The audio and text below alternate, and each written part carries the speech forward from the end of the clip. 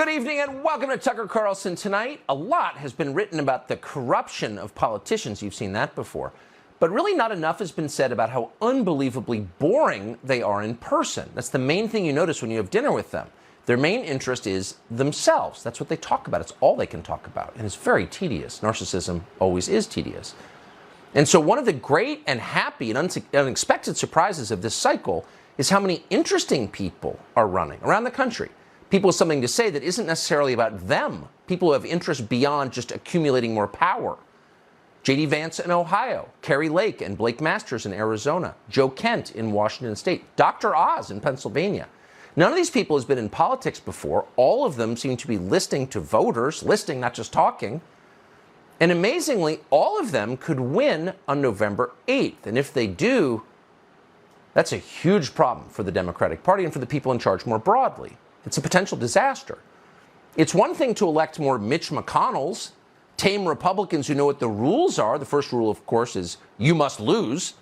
People like that will play along, as they faithfully have for decades. But what would happen if someone like Blake Masters or J.D. Vance wound up in the U.S. Senate? That would be disruptive. These are not people who care about secret partisan arrangements or even about partisan affiliation. They might actually try to change the country for the better. So if you're benefiting from the current disaster, that's a scary prospect. But no one running for office right now is quite as scary to people like that as Kari Lake. She's running for governor of Arizona. Lake may be the most skillful communicator in American politics right now. But most terrifying of all, she spent 30 years in television news. So when Kari Lake says the media are corrupt, she's not guessing. She lived right in the middle of it for decades. This is a deeply unsettling message for Democrats to hear because it strikes at the heart of their power. Without the complicity of the media, there is no chance neoliberal Democrats could get elected to office. Not one of them, ever. They've got nothing to offer you. It's not like they're improving the country if you looked around. No. They need the media. The media are all they have. The liberal media, they're not just annoying. They're the key to the whole system. Take them away and everything changes. So it's essential to the people in charge that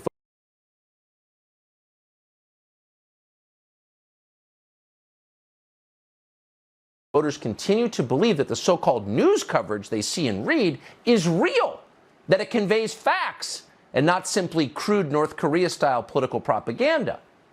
But Kari Lake knows better. She knows the truth. Again, she has seen it.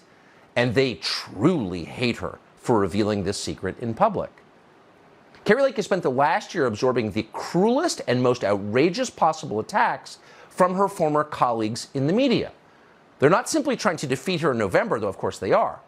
They're trying to destroy her.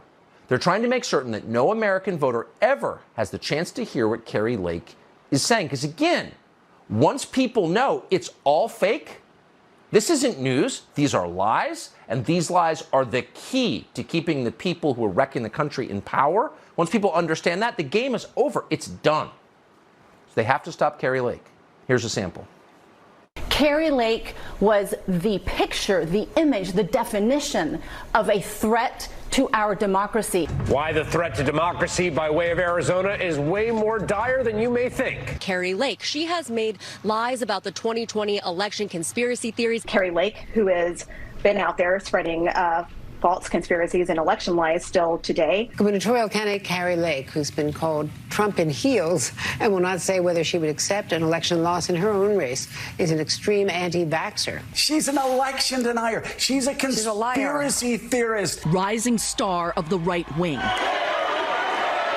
And proud spreader of lies. We have to be abundantly clear about just how radical the Kari Lakes and Blake Masters are. They're nothing like the John McCain. She might be in a position to win the governorship in this state, and that would be a very dangerous thing, both for the state and for the country in 2024. A threat to our society, Kari Lake.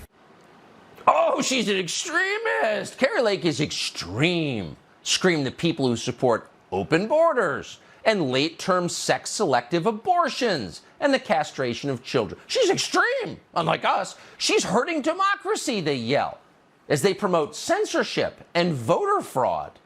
She's a threat to our society. And it's not just aging lifestyle liberals on Xanax who have shows on MSNBC who are saying things like this. No, it's Republicans, too. Members of the GOP establishment in both Arizona and in Washington. That would include, amazingly, former Arizona Governor Jan Brewer, who they told you was a conservative. But then, of course, they told you Liz Cheney was a conservative, too. Be happy with her. She's conservative. She's on your side. Okay. Not surprisingly, Liz Cheney has come to the same conclusion about Carrie Lake.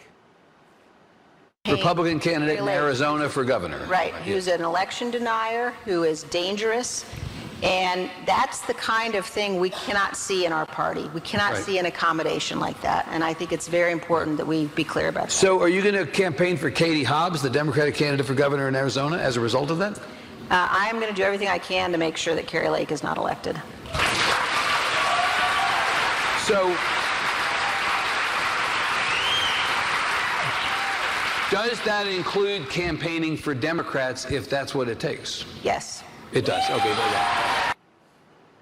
I'm going to do everything I can to make sure that Carrie Lake isn't elected the governor of Arizona, a state I don't live in, she says before an audience of people in Texas who won't be governed by Carrie Lake either. And they applaud. Yes, got to stop Carrie Lake. She's a fascist. She's dangerous. She'll destroy our society. Why? Because she's telling the truth about the media with authority, because she knows. So that's the flavor of the media coverage Carrie Lake has received.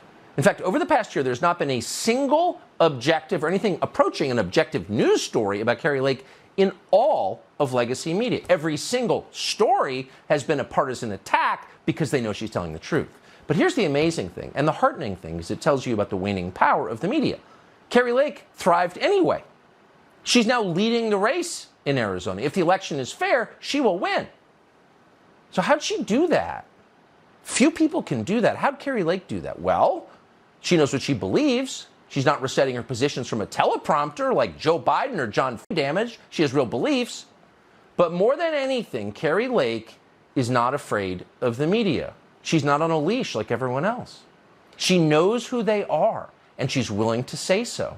She doesn't care what the New York Times thinks, because she knows what the New York Times is, because she lived in that world. Watch this clip from Tuesday of this week in which a reporter calls Carrie Lake an election denier.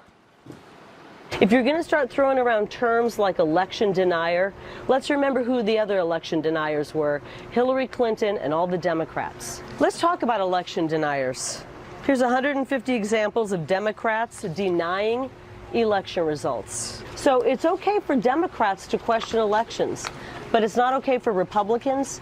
It's a crock of BS. Every one of you knows it. We have our freedom of speech, and we're not going to relinquish it to a bunch of fake news propagandists. Since 2000, people have questioned the legitimacy of our elections.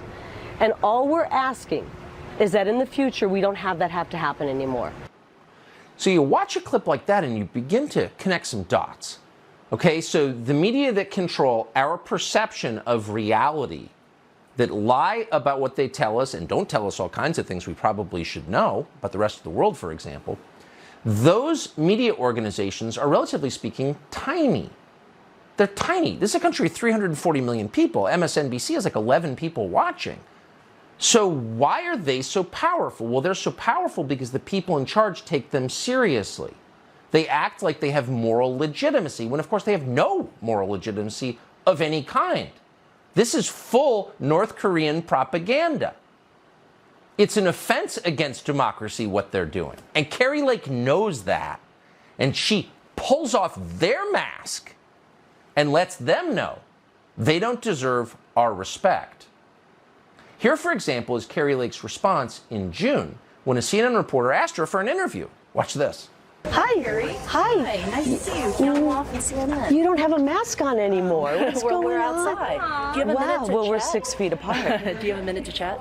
I'll do an interview. Okay. As long as it airs on CNN Plus. Does that still exist? I didn't think so, because the people don't like what you guys are peddling, which is propaganda. Thank you. Where's your mask, you neurotic freak? I'll do it on CNN Plus. Oh, that failed because everyone hates you. It's so great because it's so true. All of us know it. But the people in charge, especially in the Republican Party, never admit it out loud. If the New York Times did a hit piece on Mitch McConnell, he'd be rushing around his office worried about it.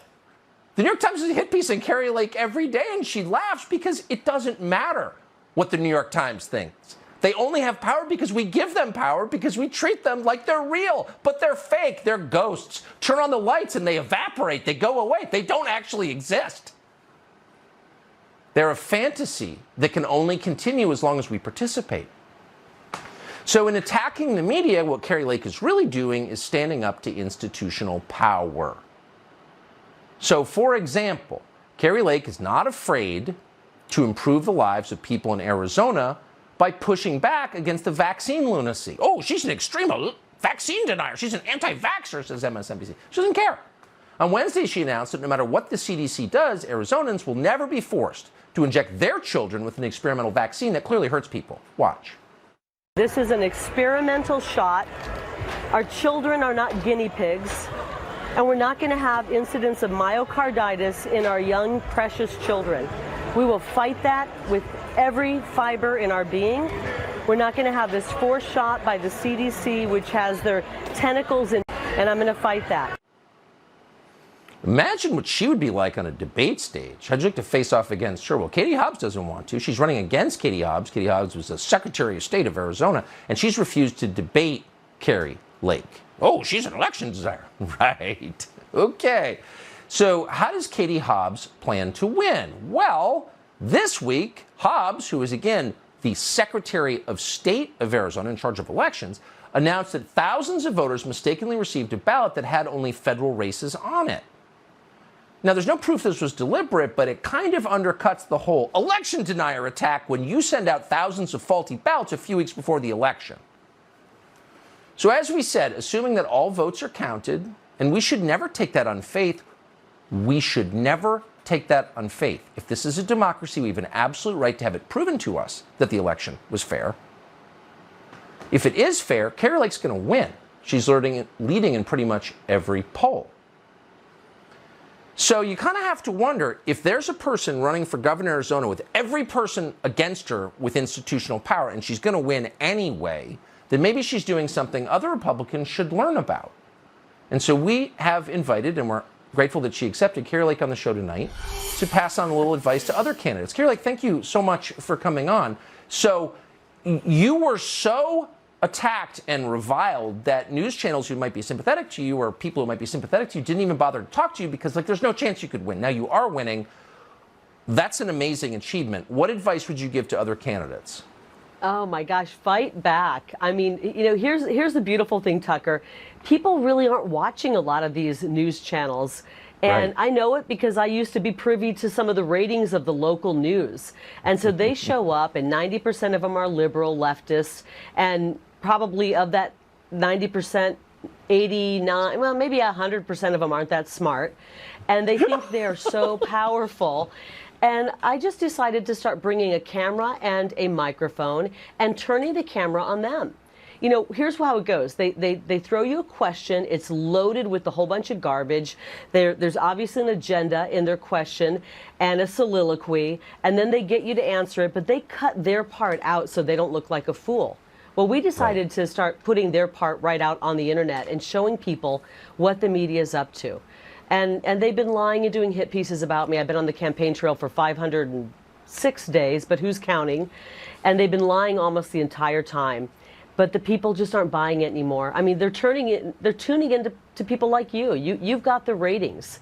The CNNs of the world don't have the ratings anymore, and they're losing their power. And if they're lying about me every single night, imagine what else they're lying about comes to happenings in the world. It's really it's really sad and sick. It's terrifying because they do have so much power because both parties take them seriously. So you left a good job in which you were succeeding. You spent your life in television, and you decided to leave that and run for governor with no political experience in your background. Just sum up, what an interesting decision. Why did you decide to do that? Well, because I really recognized that the media was becoming all propaganda, and I didn't want to lend my soul, my spirit, my brain, my mind to any of that. And the people then, when I resigned, asked me to run for office. And let's face it, The Republican Party has the ideas that work. We've got the common sense ideas. And the Republicans have been running from that rather than going out and showing people that we have the good ideas. We don't have to allow the left and the liberals in the media to dictate what we're talking about. We need to dictate what we're talking about. We have the better ideas. We're on the right side of things. I mean, they call you an extremist. I can't imagine a more moderate and sensible message than the one that you're delivering. And I hope that people study your campaign no matter what happens, because you somehow got that message out through the filter. And I just think it's an amazing achievement. So, Carrie Lake, thank you for coming on tonight. Really appreciate it. Thank you, Tucker. Thank you. So one thing the American media don't cover very much is what's happening in other countries. Maybe there are too many lessons for the rest of us. So the Prime Minister of the UK just resigned after just a few weeks in office. What was that about? Piers Morgan is from that country and joins us next to assess.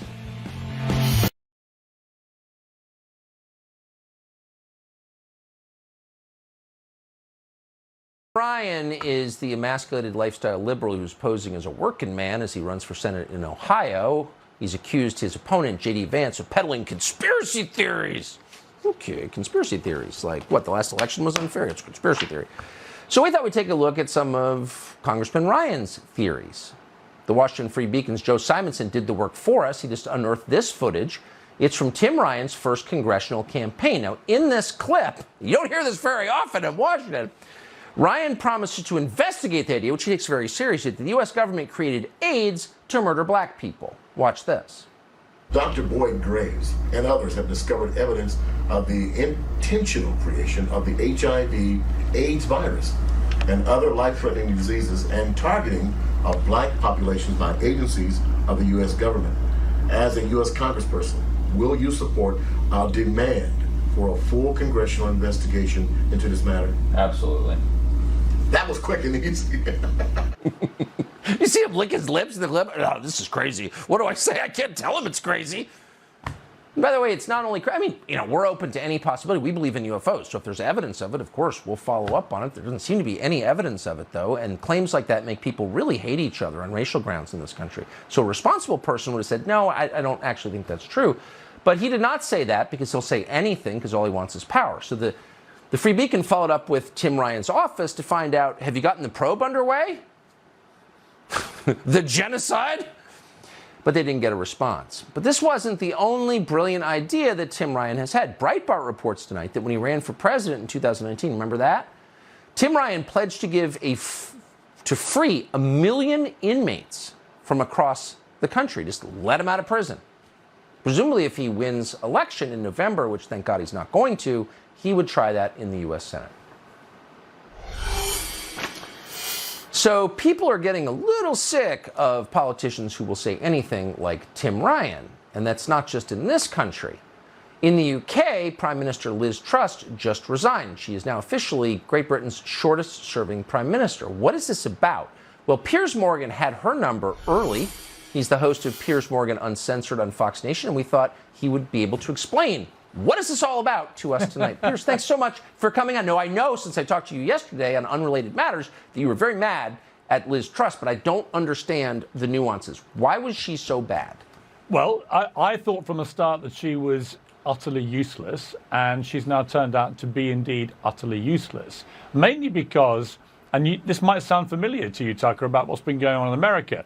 She made extremely grandiose promises and pledges about fixing the economy, about unifying the country, about she was going to fix everything that was wrong with Britain. And of course, within about 3 weeks, she launched a series of measures, unfunded, slashing taxes everywhere, which is great if you can fund it.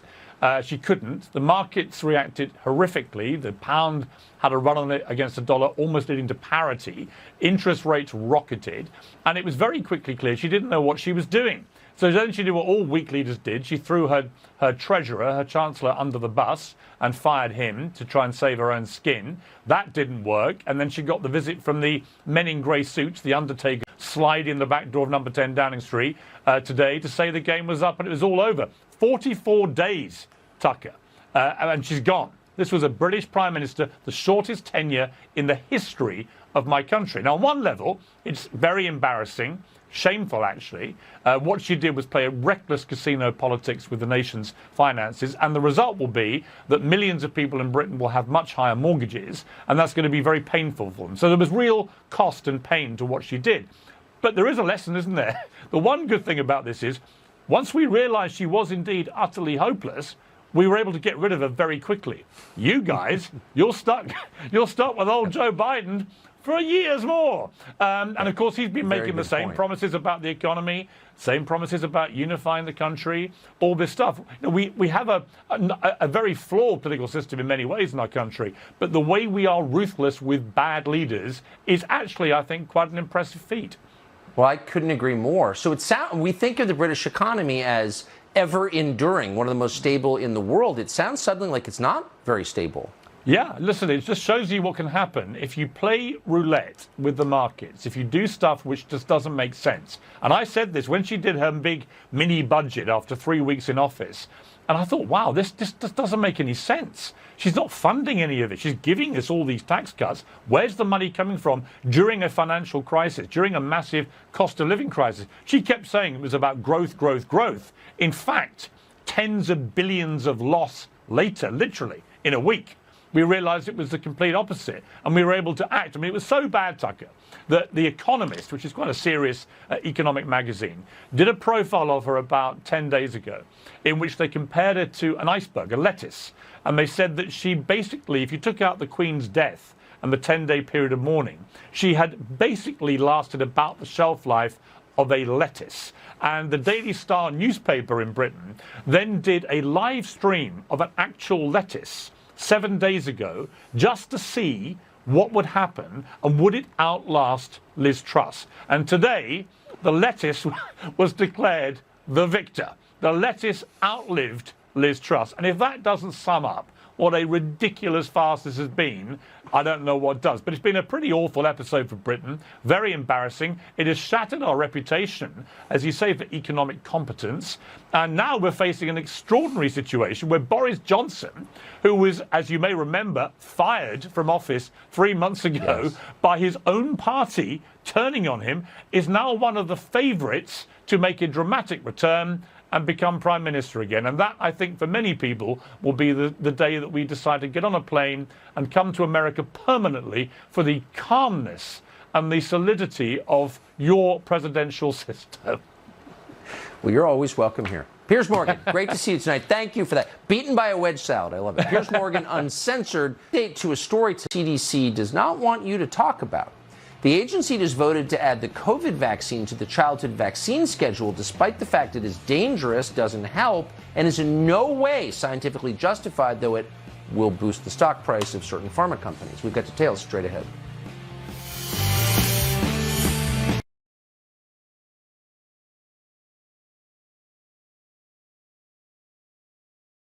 $2022, your freedom, your vote.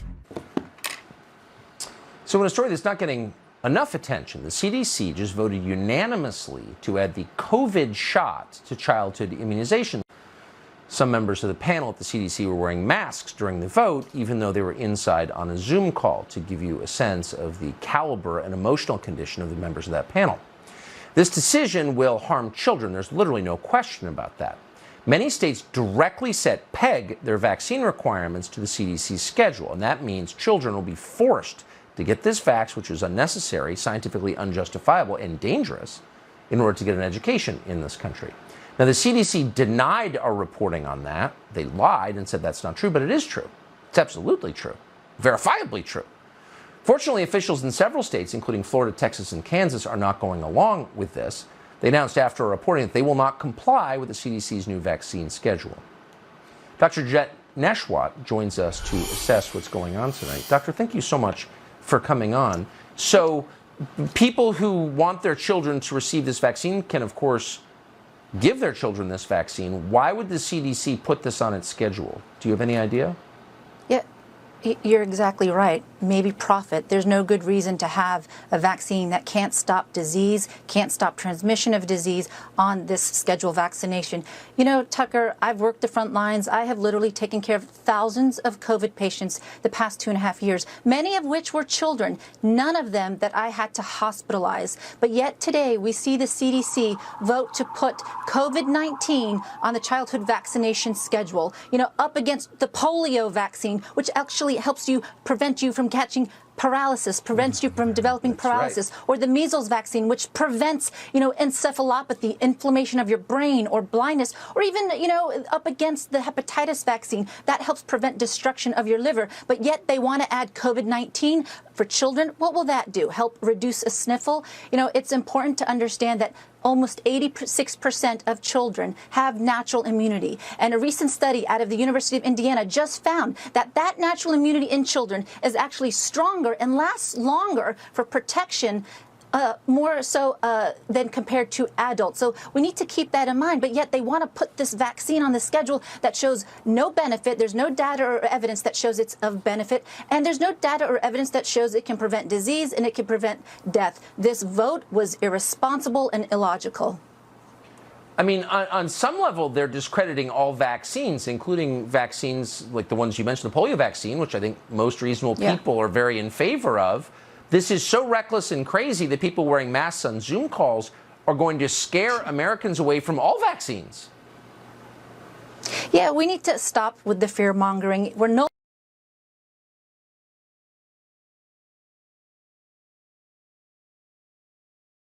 COVID emergency. Today, at my shift that I just finished a few minutes ago, I only had about 3 cases that were positive. Everyone's symptoms were very, very mild. It's time to get back to the basics and understand we are putting these stringent restrictions and guidelines on the lowest risk population, our children. They've already suffered enough. What we need to do is focus on catching up as far as schooling, you know, their grades, math, reading, writing, anxiety, depression, drugs, addiction, all these things that they're suffering from. We're only making it worse. Only about 1/3 of children are vaccinated. What are you going to do? Keep them out of school if they're not vaccinated? That's just a disaster waiting to happen. I hope and pray, Tucker, that each state, you know, realizes that it's important to respect the science, respect the data, and make the right decisions when it comes to drawing the line.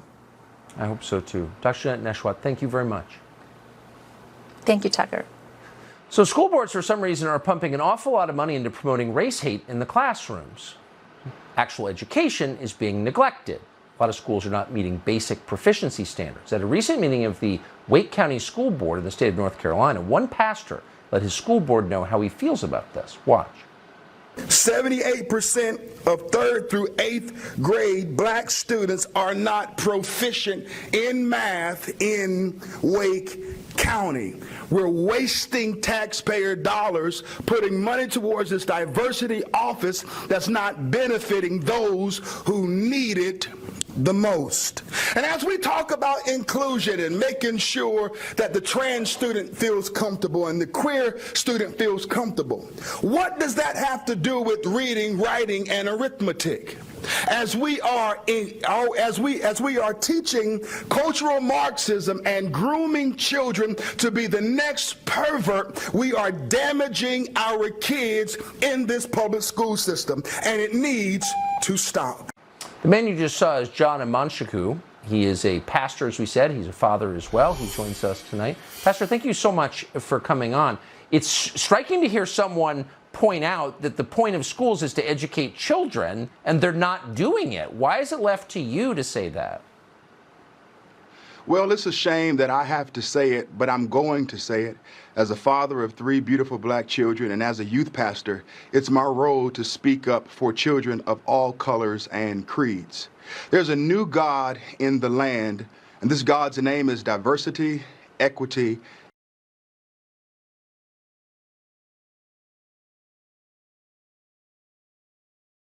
inclusion. And this God forces you to bow to it. And if you don't support this God, they will cancel you and label you as a homophobe, as a bigot, or even as a white supremacist. The indoctrination in the public school system must end. I'm prepared to go to every school board meeting in this country to speak up for children who are being indoctrinated. Wake County has gone woke. And as we approach this upcoming election, we need people in office who are not trying to groom our children, indoctrinate our children into critical race theory, intersectionality, and all of these woke ideologies, but we need to get back to reading, writing, and arithmetic.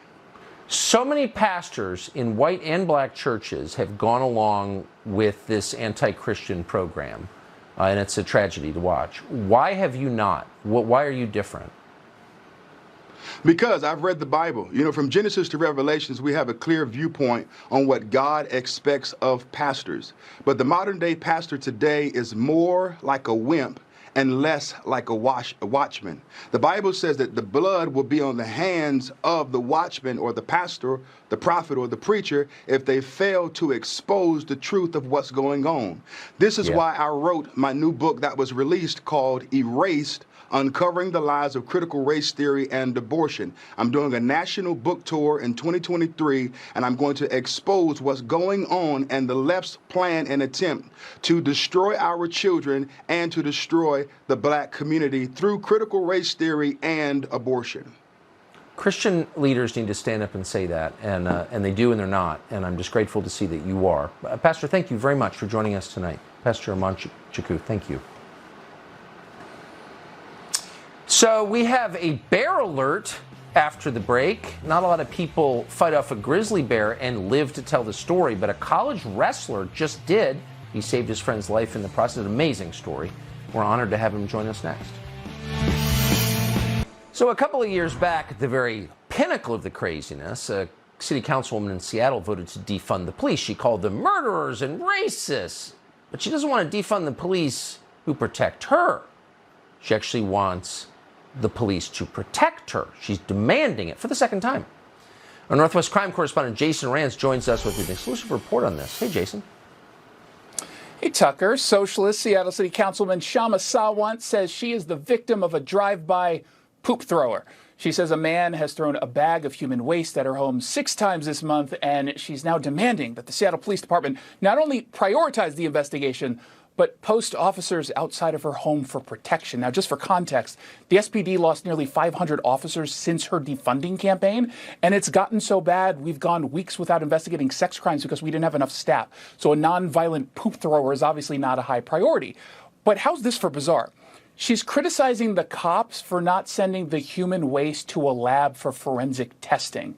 And she noted in a press release, quote, "That seems quite odd considering that hospital labs do tests on human fecal matter all the time. I'm not entirely sure what she thinks she's going to actually get from the fecal testing. Ma'am, we've narrowed down the suspect to someone who has irritable bowel syndrome." I'm not sure what she expects. So in this open letter that she wrote to the police chiefs, she said, quote, "As a socialist city council member who has participated in BLM protests, I'm being told that my case of 6 threatening incidents involving human excrement doesn't merit even a serious investigation, let alone protection."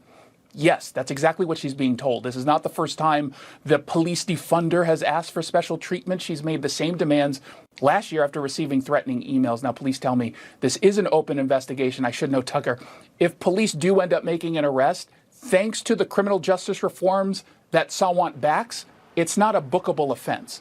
So they're not spending time in jail. It's got to be one of the worst people I've ever heard about, ever. I could make a million bitter jokes about it. I'm not going to. Jason Rance, really appreciate your report on that. Thanks, Thank you. So we've often said, where are all the men? All these crazy things happen. Where are the men standing up to help? Well, there are still some, and they're in Wyoming. On Saturday, a group of wrestlers from Northwest College outside Cody went on a hike. One of them was called Kendall Cummins. He saved his friend and teammate from being mauled by a grizzly bear near Yellowstone. The bear attacked his friend, and Cummings attacked the bear. He yanked the bear's ear, kicked the bear, pulled its fur, and he and his friend both survived. They were injured. Kendall was injured. You'll see that right now because he's joining us. Kendall Cummings, thank you so much for joining us. What an amazing story. Most people see a bear, particularly in the West, where they're legitimately dangerous, and they run. You attacked the bear. Why did you decide to do that? That's right. I just couldn't watch my teammate being attacked by the bear. You know, I saw it right on top of him, and I couldn't let that happen. I I had to step in and do something. So I walked up to it and grabbed his ear and pulled on it, and then the bear directed its attention towards me, and it attacked me. What did the bear do? I mean, I think if you pull on a bear's ear, you got to expect the bear's going to attack you. You knew that. You did it anyway. I just think it's absolutely heroic and so impressive. What did the bear do? How did he attack you? When I pulled on its ear, it kind of looked right at me, and my heart kind of sunk. I took a few steps back, and then the bear just lunged forward, and he got me onto the ground and pushed me all the way against some trees, and started attacking me, chewing on my hands and my legs a little bit, and it left me alone. And then I called out to my buddy to make sure he was still all right, and then the bear came back, and it attacked me again. It got my head and my face over here, and then I kind of just laid there lifeless, and it left again, and this time I gave it 2 or 3 minutes before I got up and started walking down the mountain. Bleeding from a bear attack. Well, it's an extraordinary story. How are your injuries? How are your hands? How's your head? I got puncture wounds in my legs and in my hands, and then my arm here, and I got like 60-some staples in my head, and then another big old bite mark in my cheek, and I think I had hundreds of stitches. I mean, I hope you were greeted as a hero back at home. I mean, in Wyoming, this is still considered impressive behavior, isn't it? Right, yep. They had fire trucks and police cars and all sorts of stuff when I got back home. Well deserved. Yep. I have to ask, you always hear about bear attacks, and the people who survive, I don't think most do survive, but the ones who do, always say that the bear has terrible breath. Is that true? That's very true. I don't know what it was eating before, but its breath it's something I'll remember. It was nasty. I'm sorry to laugh. When the bear had your head in his mouth, you must have thought you were going to die. He's chewing on you. I did, yeah. For a second, I thought I was going to die, kind of laying there, but I guess it wasn't my time. I had great teammates. What'd your August parents Harrison, say? They're just happy for me to be alive, and they said that I was always kind of that kid that would put my life before someone else's. Yeah, but to attack a grizzly bear is pretty, I mean, that's going kind of above and beyond. No. Yeah, they call me crazy for that. They say I'm crazy for that. Well, I love it, and I wish we had a lot more men like you. I appreciate your coming on tonight. Kendall Cummings, congratulations. I appreciate you. Thank you. Of course. Thank you. Probably didn't see this story. A 24-year-old man was just sentenced to over 3 years behind bars. His crime, sitting on Mike Pence's chair on January 6th. How many BLM rioters got that much time behind bars for burning down Wendy's? We've got details next. 24-year-old former UCLA student called Christian Secor was sentenced to 3.5 years in federal prison. Now, by Merrick Garland standards, that's a very long time. Even people who commit acts of terrorism don't spend that long in jail. For example, Christian Secor will spend far more time behind bars than the 2 attorneys who firebombed a police cruiser in New York City during the BLM riots back in 2020. Merrick Garland wants them out in just 2 years. All they did was firebomb a police cruiser.